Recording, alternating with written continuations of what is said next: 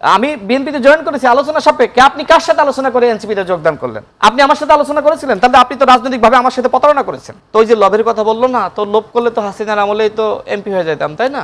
আপনি তো জামাতকে নিয়ে নানান সমালোচনা করলেন। আপনি বললেন না জামাত ভারতের এক্সটেনশন, তাহলে এনসিপি তো এখন ভারতের এক্সটেনশন হয়ে গেছে। ডিজিএফআর ঢাকা জোনের হেড ছিলেন, সম্ভবত তার নাম কর্নেল এহসান। তিনি আমাকে নুরুল হক নূরকে, হাসান আল মামুন ফারুক হাসানকে আমাদেরকে একদিন ডাকলেন, বললেন যে যেহেতু এটা সরকারের কাছে আপনাদের দাবি, তো আমাকে শেখ হাসিনা পাঠিয়েছে আপনাদের সাথে কথা বলার জন্য। আমরা কথা বললাম। তিনি একটা ফাঁকে আমাদেরকে বললেন যে আপনাদের গাড়ি বাড়ি চাকরি যা লাগবে সব দেওয়া হবে, আন্দোলনটা বন্ধ করেন।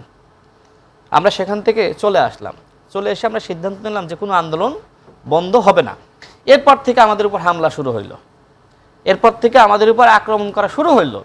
24-এর ইলেকশনে আপনার মেজর জেনারেল ইব্রাহিমের বাসায় আমাকে এবং নূরকে বসিয়ে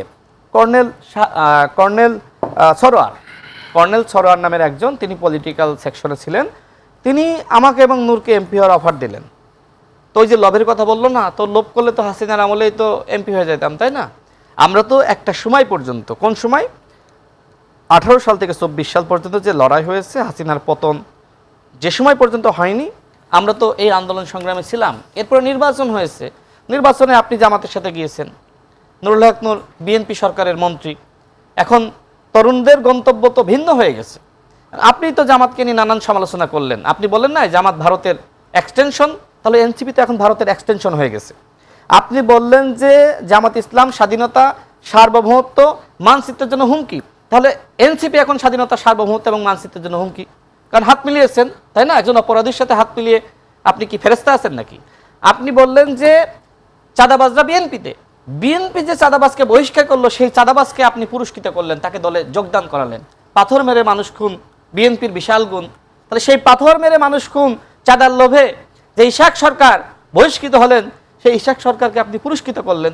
এটা কি আপনার নতুন সংস্কারের রাজনীতি? এরকম অসংখ্য উদাহরণ রয়েছে। কয়েকদিন আগে দেখলাম না এনসিপির একজন নেতাকে একজন নারী জুতা পেটা করছে। এটা কি সংস্কারের রাজনীতি নাকি? এখন আপনার দলের বয়স কয়দিন? এখন যদি এই অবস্থা হয়, আপনি যে প্রশ্ন আদিব করেছিল আমি সেটা দিয়ে শেষ করি, যে আমাকে অ্যাসাইনমেন্ট দিয়েছে। কিসের অ্যাসাইনমেন্ট দিয়েছে? আমি গণ অধিকার পরিষদ ছেড়ে বিএনপিতে জয়েন করেছি, এটা আলোচনা সাপেক্ষে।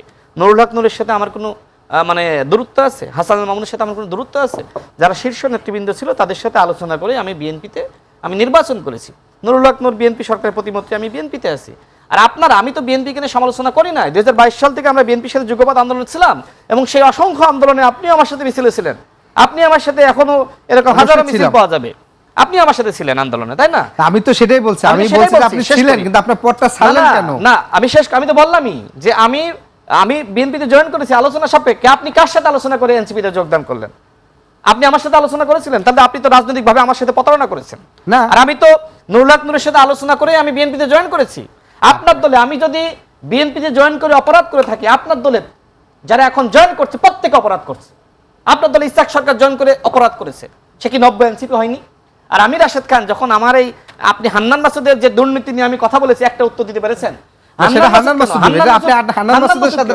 আমি এরকম বহু লোকের উদাহরণ দিতে পারবো।